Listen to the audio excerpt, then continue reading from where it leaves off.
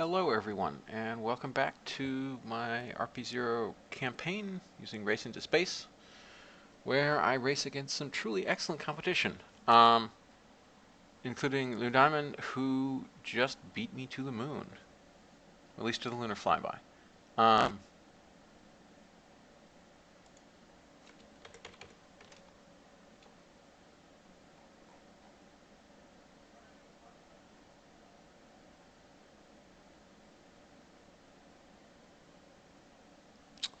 Just waiting for KSP to finish pondering its existence. There we go.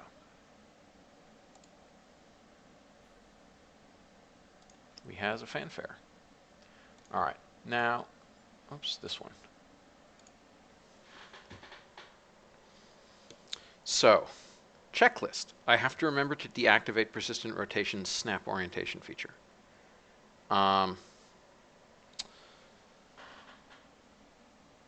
So I've also gone ahead and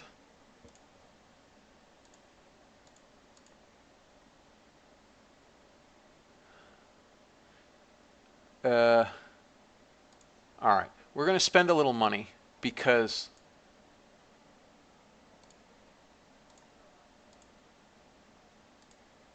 it was 37 days to completion. Because I took some time last night and decided that I'd had enough of using engines that didn't look like the actual engines. So, welcome to your new Beagle. It actually has LR79s that look like LR79s, thanks to Saab story. It has an LR105 that looks like an LR105, thanks to Cobalt Wolf. And I had to do RO and RP-0 configs for these things, but they work right. And while I was there, I decided that this stage really should have some retros, given that we're hot staging. And I decided that this stage also should really have some retros, given that we don't want this to hit this while we're floating on towards the moon. And while I was doing that, I noticed that this decoupler was firing right when these solids fired. So I fixed that, because that would have been very bad. So yeah. Let's hope let's hope nothing bad happens, because that would be tragic. Right, so we're going to go ahead and build this. We're going to go ahead and build a backup, and we're going to go ahead and save it as Beagle. And also, I was thinking, hashtag shower thoughts, that really, since we're using this as an upper stage already, we might as well just make Proton using early American tech. Because I realized that that R7 mock-up that you saw, that I called Bulldogs, that you saw for a brief moment last episode, we might as well just have 6 LR79s on the first stage and 2 LR105s on the second stage, and I think it will be cheaper for the same payload than what that has, because that has 4 LR79s and 4 LR105s all lighting at launch. So we're going to spend a little cash and hurry this up. 1,000 funds. Hopefully won't materially impact our chances at anything. No extra contracts to get. Oh, and sorry, let me go ahead and save this. I think it's the 7th episode. What even?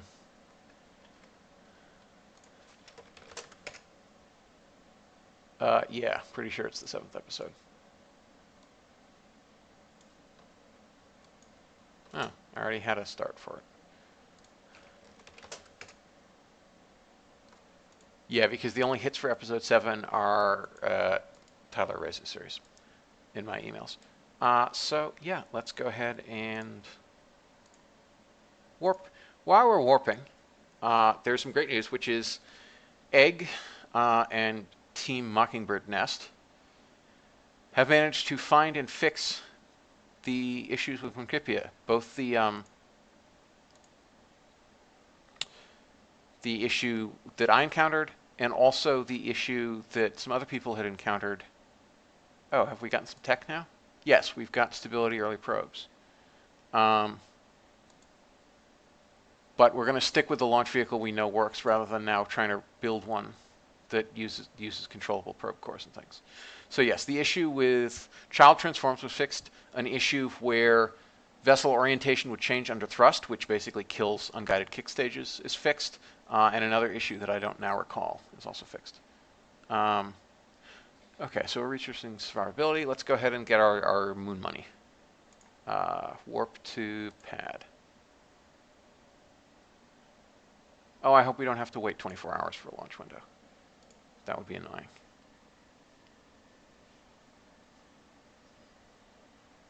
Hello, everybody who just joined. Good to see you all.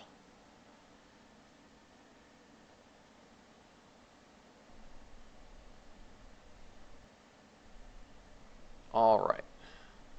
Let's target the moon.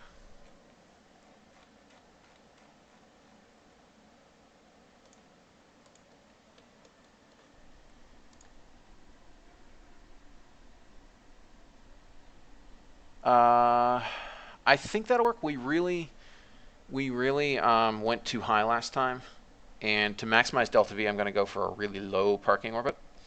So we're going to go ahead and go with that. The nice thing about having infinite relights on our upper is that we can actually coast a bit.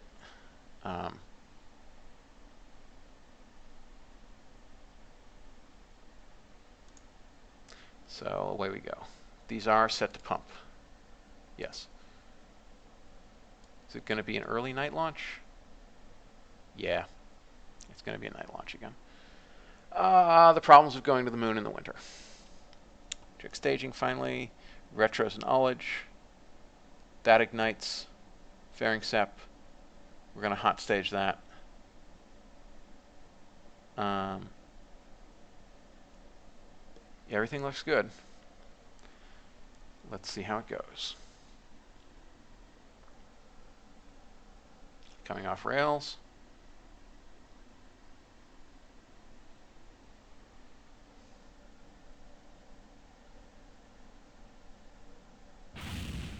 Ignition.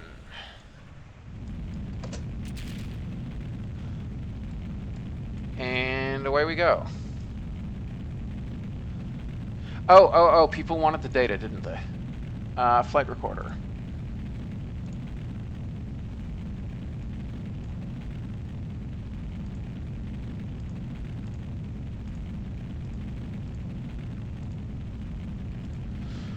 Turn on all the things. All right. Numbers people, I hope you enjoy this.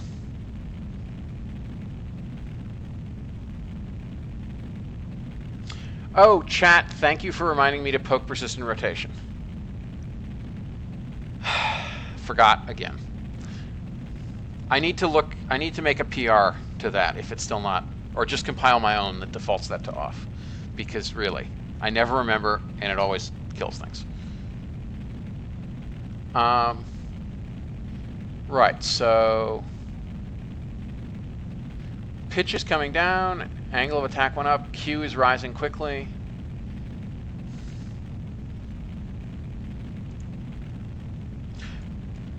Oh, I guess I can't show guidance on the nav ball if I want to know my relative inclination. Right, because that resets the targeting.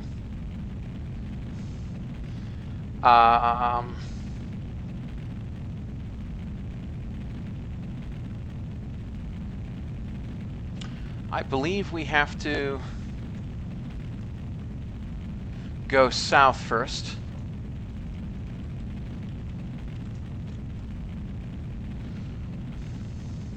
We're going to do a slight dogleg. It's going to raise our relative inclination, and then we're going to fix it later.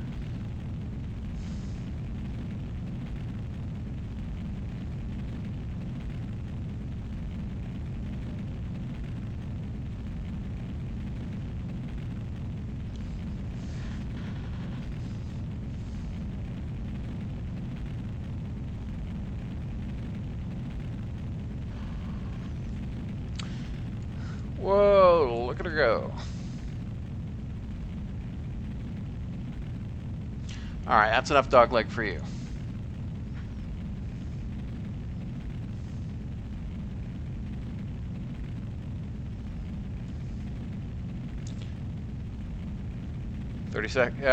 No, not quite yet. Now it's 30 seconds to stage 1 burnout.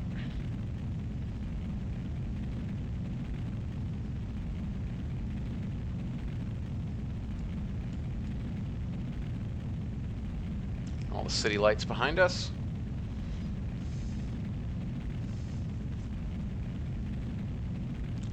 "15 seconds.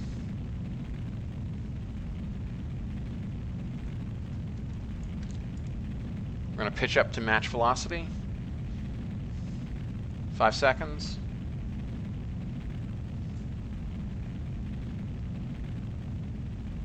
Nominal stage cutoff, separation, and ignition. Good light on the LR-105.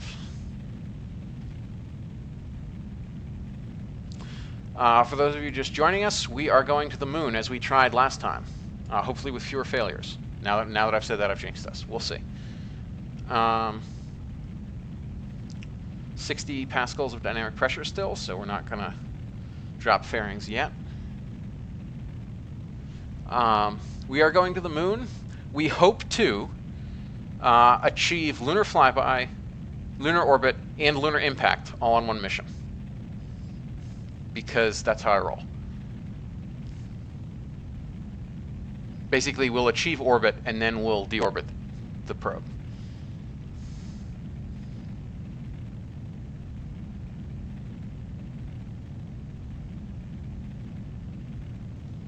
Okay. 1 pascal of dynamic pressure. Let's drop the fairings. And now you can see our happy little probe. How's our relative inclination doing? It's okay. It's going down.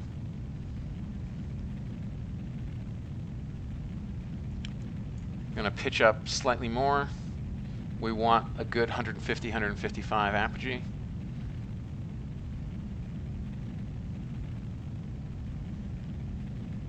Minute 45 to go. Time to apogee is not decreasing fast enough. Relative inclination is increasing. Let's decrease it.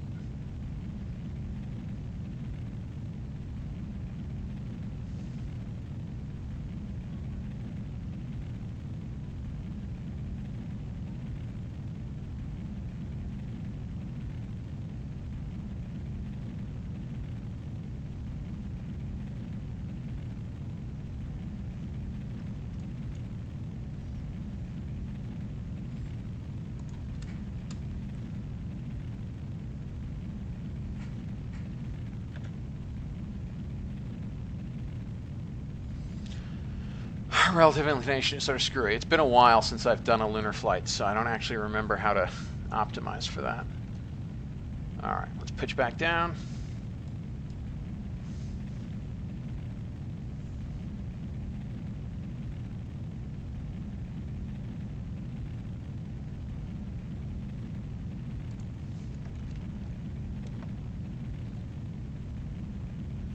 Nope, that's bad. Let's go the other way. I want 0.1, and we're getting 0.2 degrees. We might have to actually match planes a little bit. Happily, we should have some spare delta V if we're lucky.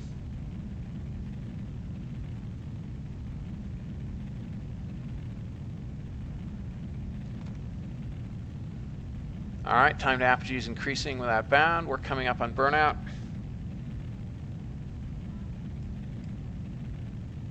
And we're actually going to change order on this.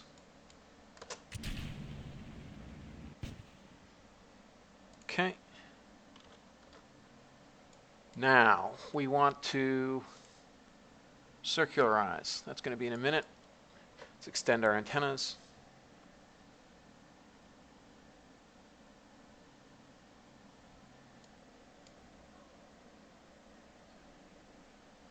Oh, whoops, I put that in the wrong stage, that's for sure. We have 3843 left. We're going to use 513. That should leave us a little extra. Good. All right. Whoops. Oh, I have Steam running. Sorry about that, guys.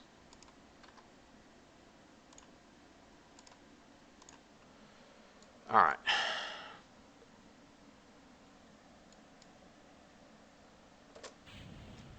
Engage that. MechJeb will orient us.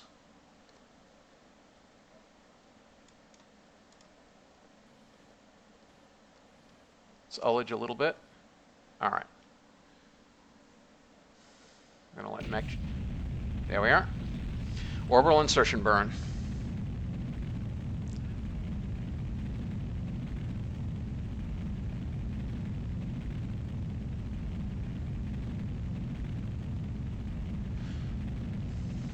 Specimen Spiff asked us, does this probe have enough endurance to orbit for a while and then impact? Yes, it does.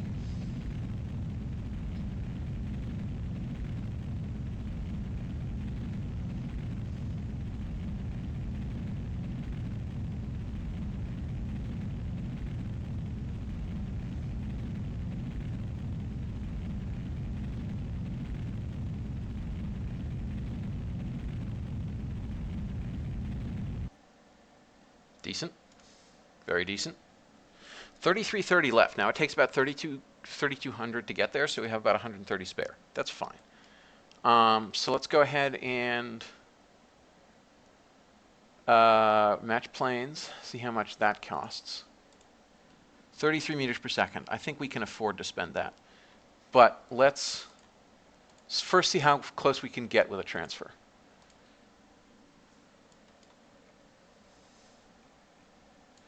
We're close enough to hit the moon so we don't actually have to match planes. Excellent. Now let's go ahead and decrease the delta V a bit.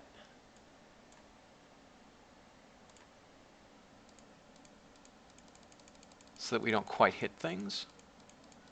And we're actually going to, we want a fairly distant periapsis because we're going to fine tune on RCS.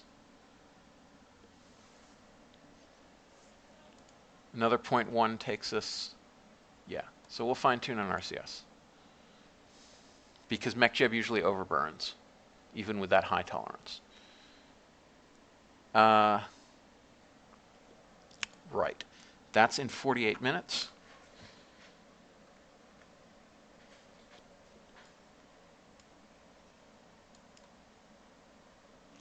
Let's reorient for TLI.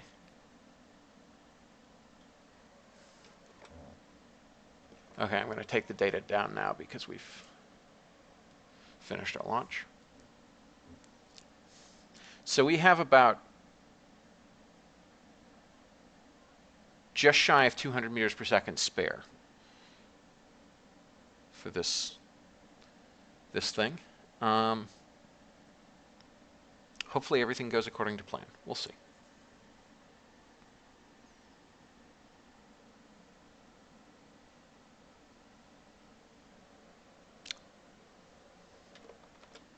Okay, gradually we'll reorient.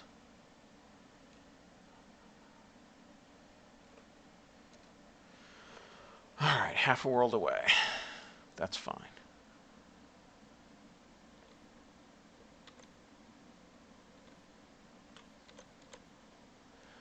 All right, execute next node.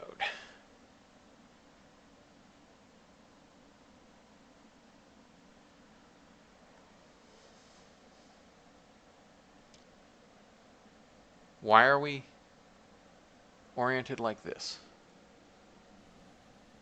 That was weird. That was excruciatingly weird.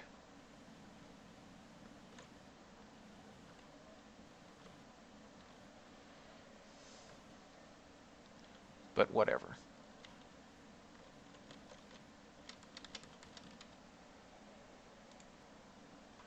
All right.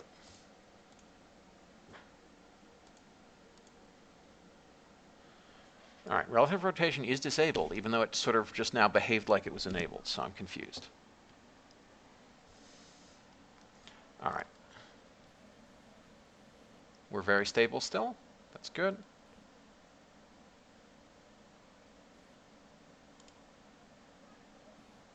just going to keep things ullaged. Come on, MechJeb, light them up.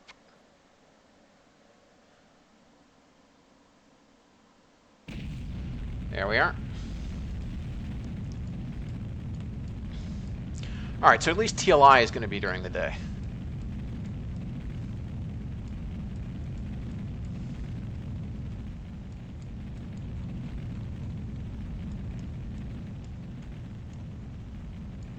Right over Australia. And hopefully we'll still be over the horizon when we finish. Oh, and we should pick up, we'll pick up that tracking station too, so it'll be okay.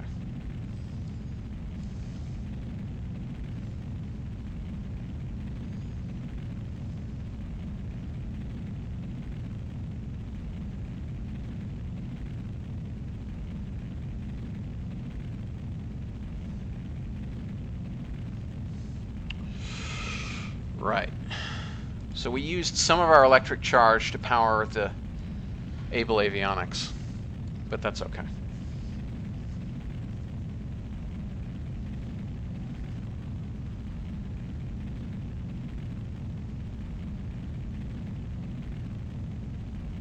Oh, that's a weird cloud line. Yeah, you're right. Not quite sure why it's doing that.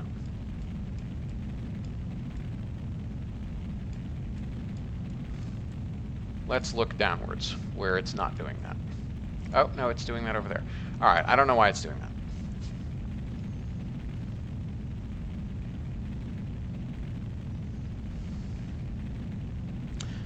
More than halfway there.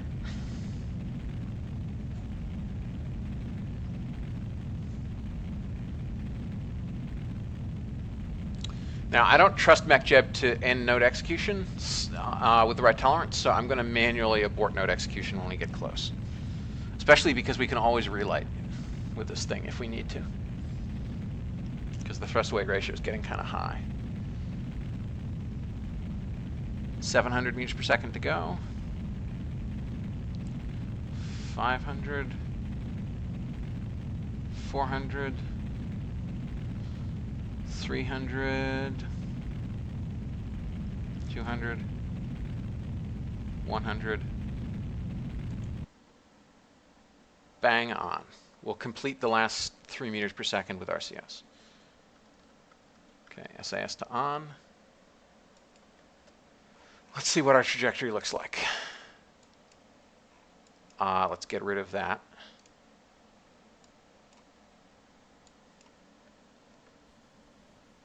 9, 8, 7, 6, 5, 4, 3, 2, 1. This is using more RCS than I'd like. I should have let it burn just a finger's breadth longer. That's fine. Now this is going to be the fun part. And I'm going to save here just in case KSP crashes or something because I really don't want to redo that.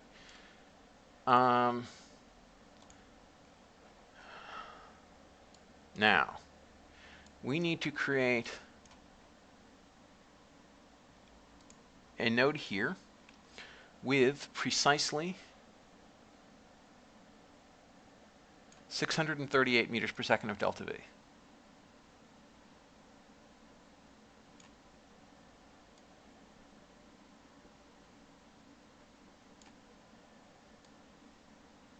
Well, probably more like that because we'll have some precession.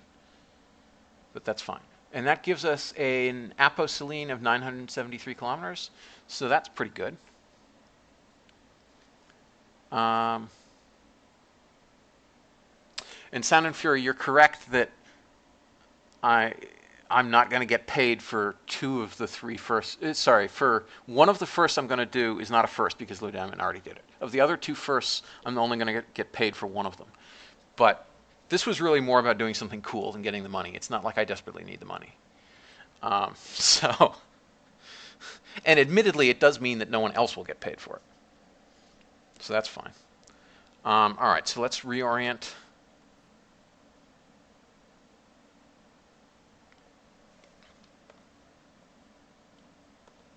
To the correct orientation for retrofire.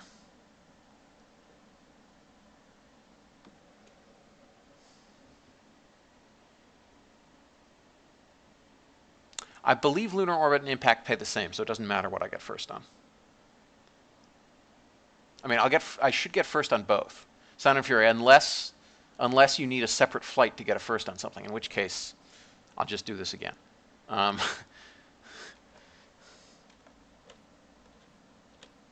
mean, frankly, I don't care if somebody else gets first on lunar impact because I think Blue Diamond is almost there. So it's fair enough if he gets points for that.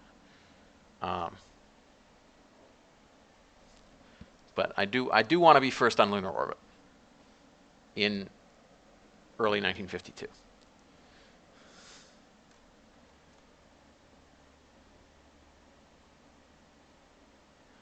Sound and Fury says it's triggered by the contract, so it'll be fine. Awesome. Good to know.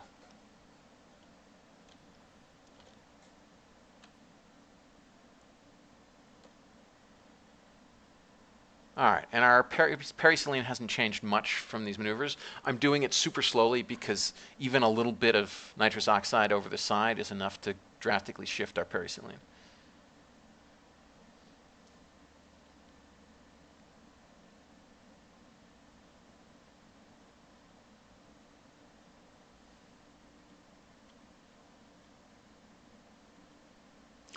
Almost there, almost there.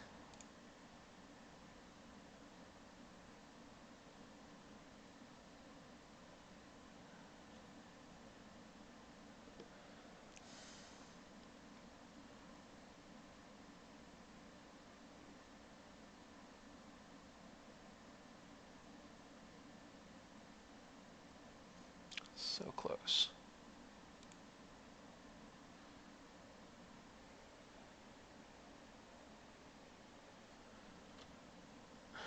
That shifted it significantly.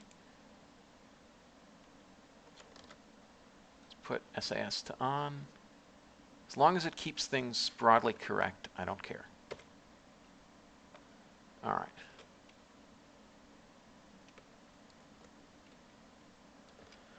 Okay. Now let's go ahead and pray that we can spin up successfully.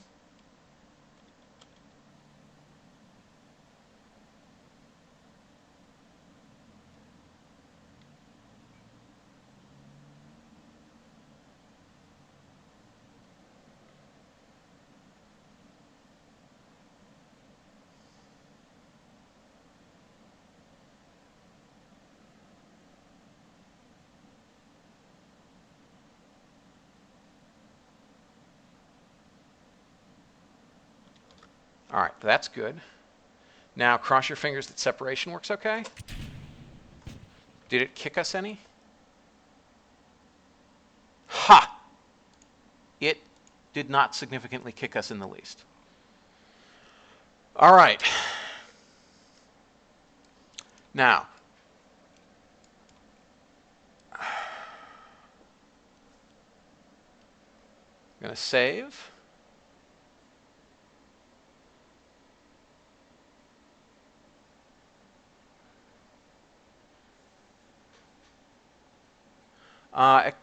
Angstcon, aka XShadowX, says if only you did a crewed flight as well. I looked into that. I looked at how much it costs to carry, because I won't have lunar rated heat shields. I looked at how heavy it would be to carry along enough to do a retrofire near perigee before reentry, and I can't lift that much.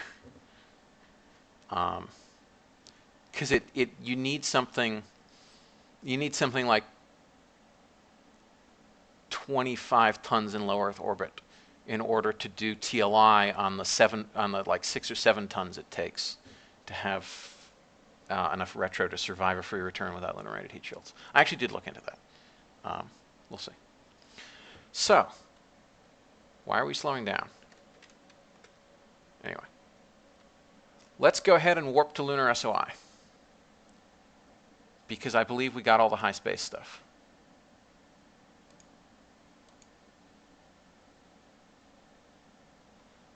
Oh, and I'm going to go ahead and, oh, no, actually, we're not going to scrap the next thing until we actually make it here. Oh, I could have brought a biocapsule too. Well, I'll do that later. Even transmitting it is still a bunch of science. And where's the barometer?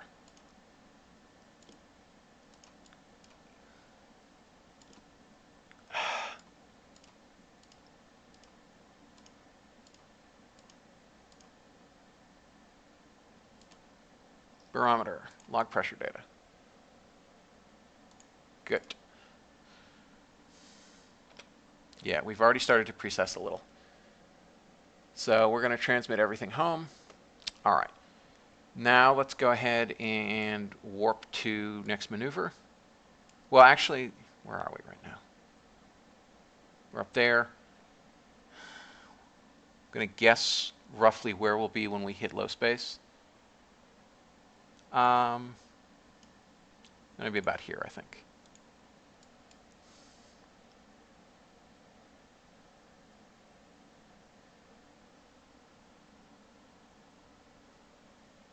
I think it's 150. Maybe it's 120.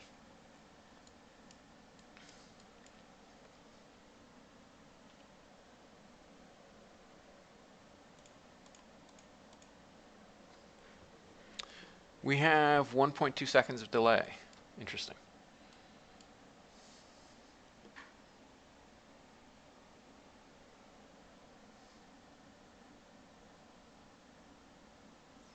All right. We're going to get to space low soon. And happily, we will have a connection at Periseline, because we'd be vaguely screwed if we didn't. Not that screwed. We just have to time it correctly with the flight computer, but we'd be okay. Still space high. I think it's 150, like I said. Yep. It is. Lunar seas. And space low barometer reading. Man, our rotation has really slowed down a lot. That's kind of bad. Not really sure why we're losing angular velocity.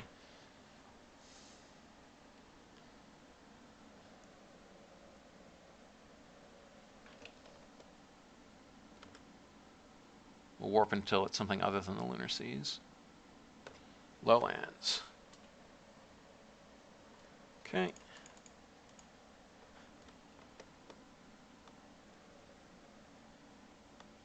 It's 3 minutes to Periseline. We've gotten lunar seas and lowlands.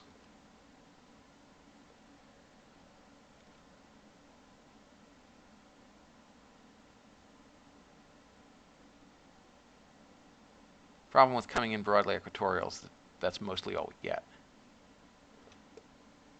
All right, 15 seconds to Periseline. We want to fire approximately 4 seconds to Periseline. Cross your fingers we don't precess too much.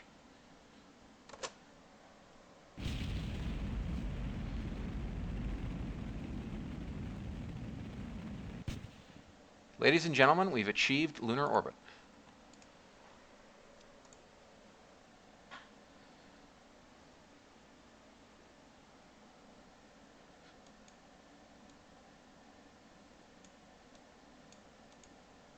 All right. Okay. Now, let's see if we get any other. That's lowland still.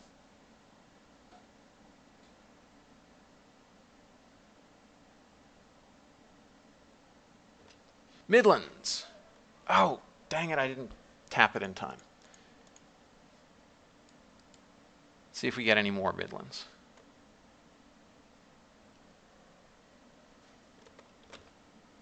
That's lunar seas again.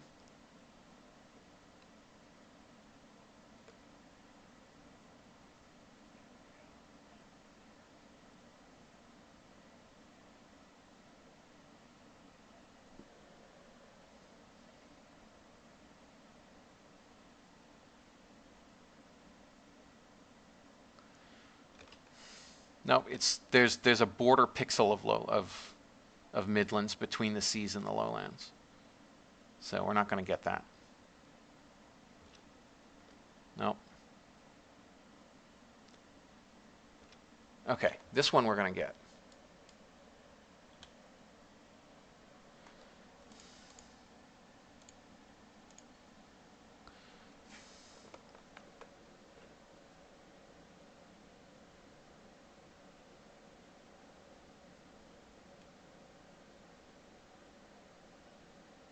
All right, now if memory serves, on a broadly equatorial orbit, we won't get more than that. So I think we might as well do our impact on the next orbit.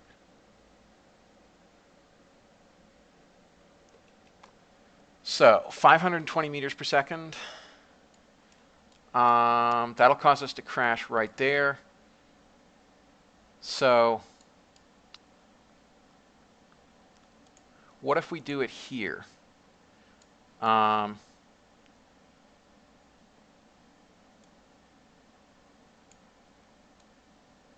So that's our actual orientation. All right, what if we do it right here? And it looks about like that.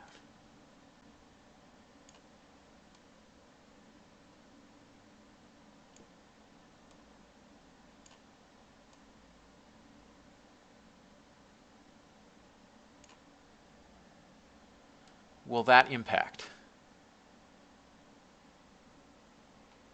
It will impact. It will impact. And we're doing it here rather than at periselene so that we have more time, so that our impact will actually be in contact with KSC or with the ground station, the Deep Space Network. Because if we fired here, purely retro, I think it would end up impacting over about here, and that would be out of contact.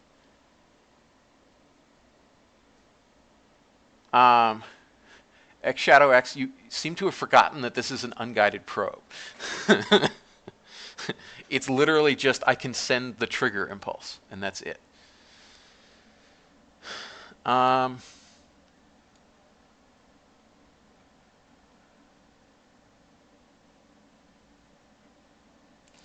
right, we're going to do that.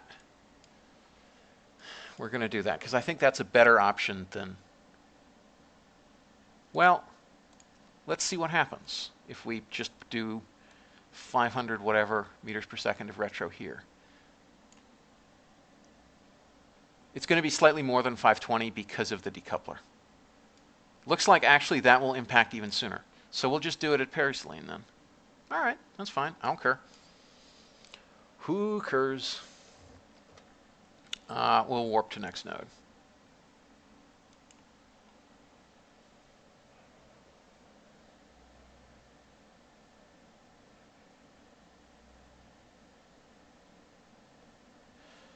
Okay. So we're ready to toss away this little probe that did so much hard work. We want to see how big a boom it makes when it hits the moon's surface. That will give us more science. So 1 minute to retrofire.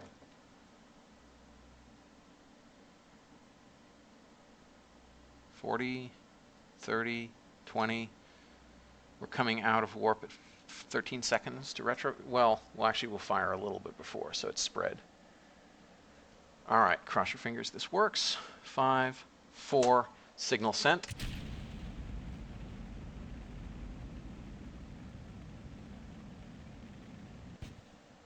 Okay, we are on a collision course with the moon. And it will actually impact inside that big old crater.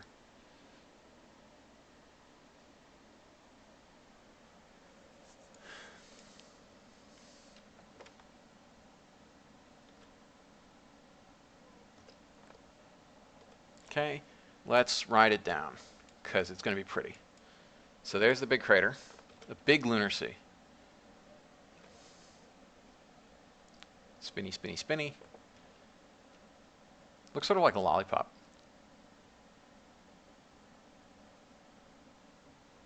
All right, we're at 50 kilometers and falling.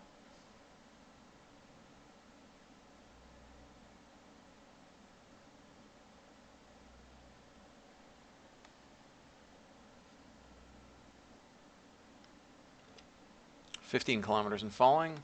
Our vertical speed is less than 300 meters per second downwards, so maybe it's still a little while.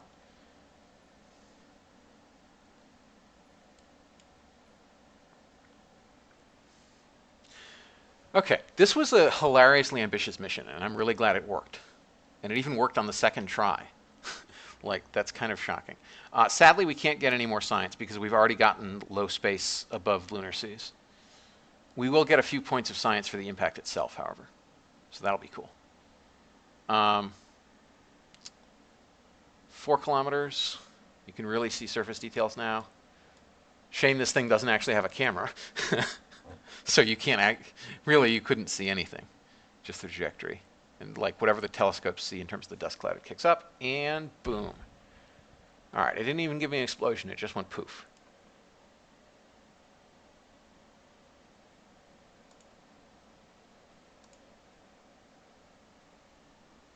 All right, return to Space Center.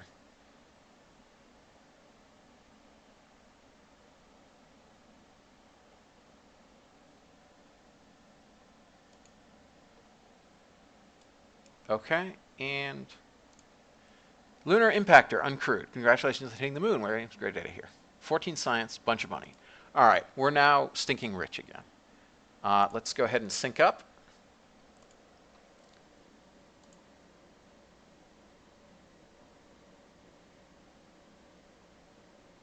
And I guess Lou Diamond has to advance in order for me to get credit for those things.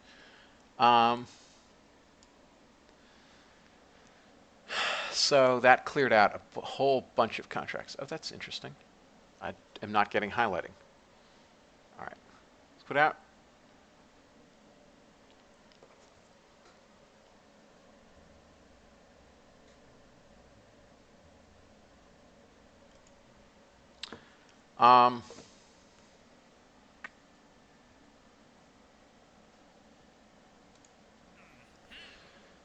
Okay, so we can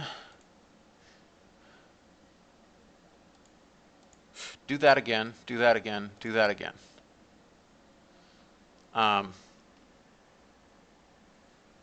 Although I want to use our second lunar orbiter contract for an actual maneuverable lunar orbiter, we can totally do these contracts again. But we're not so desperate on funds that we can't just...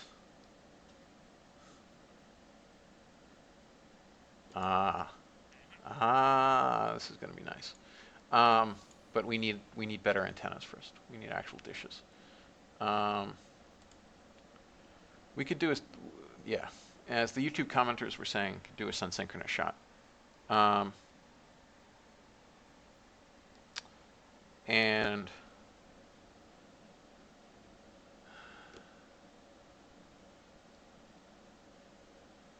so there is geostationary in here, as they say. Oh, it's not in here? Where? Huh, it doesn't seem to be being offered right now.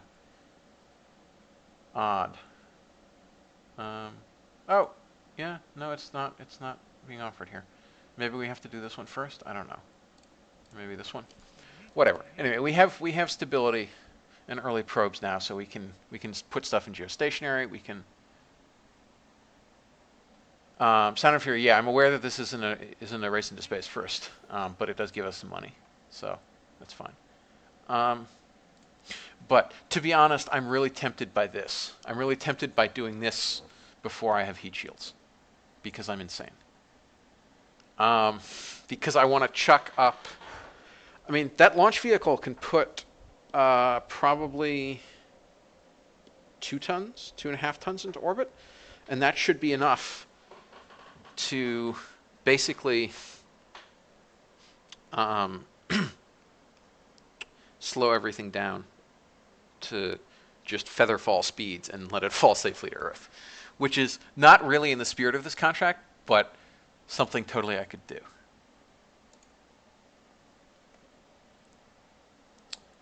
So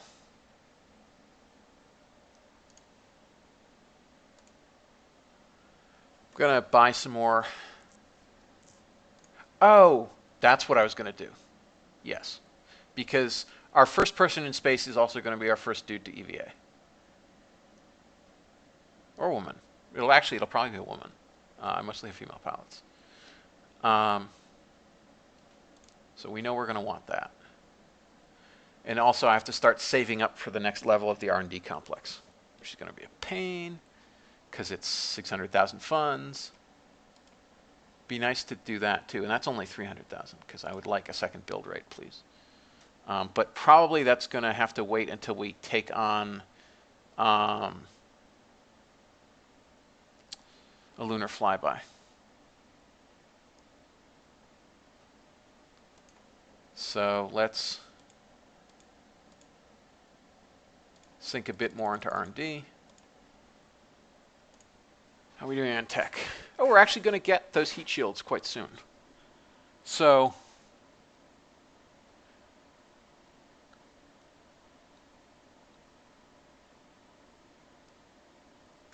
technically, there's no reason for me to not just pick those 3 contracts again and do a repeat of the mission with Selene 3. And that'll give me mucho extra money, which I can then sink into upgrades. And by the time that's done, we'll have survivability and we can do a traditional mission. And I might actually... No, basic capsules is too far away. We do, however, have a ton... Oh, right, we have a ton of science. Because we did that lunar mission. So, let's unlock that. Let's unlock that. Oh, except we can't unlock it yet because we also have to do that. And we have to find something that we can get our highlight back. Get our highlight back. Okay. Get this back. Get these back. Oh, we lost our highlight again. Great. Let's get our highlight back. Research that. All right. Now, general construction gives us lunar-rated heat shields, so we don't have to be insane and try to break our return from lunar orbit. So, and we definitely want to recover a biosample from lunar orbit as soon as possible. So yeah, let's pick up this because we know we'll need it. This gives us a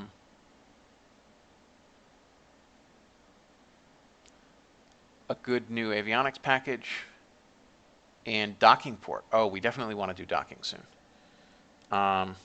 But most of all, we need a comm dish because we want to go interplanetary as soon as possible. Let's research that. Second gen capsules doesn't actually give me anything because I don't have Fasis Gemini installed or a Voskhod. So now we can do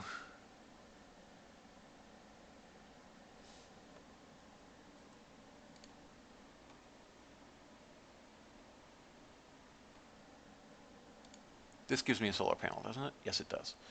All right. Now we can do... I'm actually broadly tempted.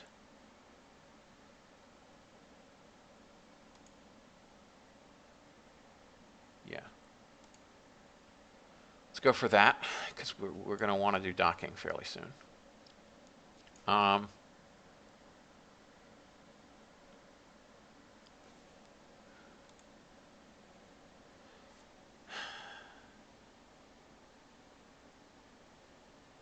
All right. And we definitely want staged combustion soon, I think. And it's fairly cheap. It actually probably should be more expensive now because it has so much in it. We probably should bump it up to 60. Along with this.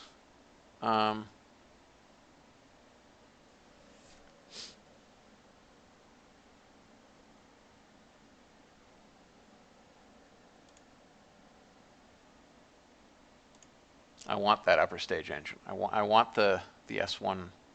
I want this engine. Where's the actual good-looking version? There's the good-looking version. I want this engine so badly. Because it has almost 340-second specific impulse with 5 ignitions. It's going to be how we're going to go to the moon. Oh, hey, technical fool. Sorry, it's how we're going to go to the other planets. We've already been to the moon.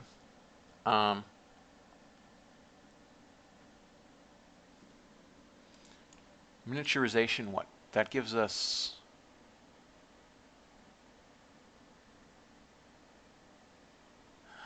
the good Ranger. And... oh, that's a reaction wheel. I don't care about reaction wheels. We should land on the moon soon. What does this take? It takes electrics or miniaturization to land on the moon, I think.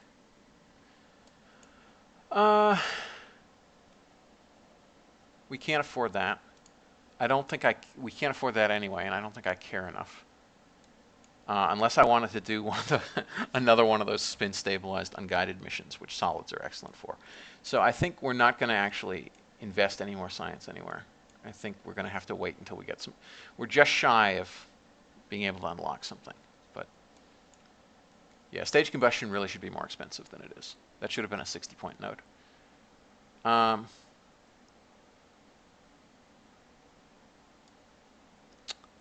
Yeah, I've added good-looking engines for those of you joining me late. I've added good-looking engines from the LR79 from Saab's Historical Improvement Pack, or RO Extended.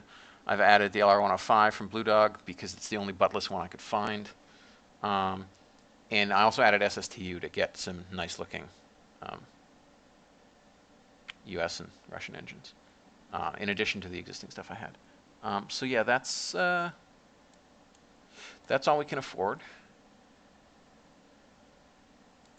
So that's all we're going to do. Right, we need to unlock that so we can get hydrolocks too. All right, so that seems pretty good.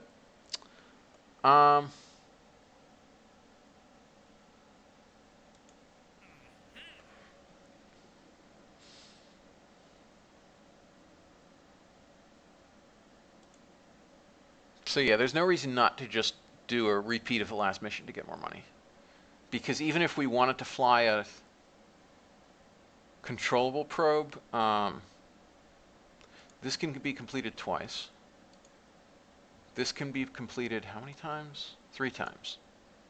And this can be completed twice. Yeah. Even if we want a controllable lunar probe, we can just do it on our own dime later. It's not that expensive. It's like 5K funds. We need the funds quickly now so that we can pump it into upgrades. So yeah, let's accept that, accept that, accept that.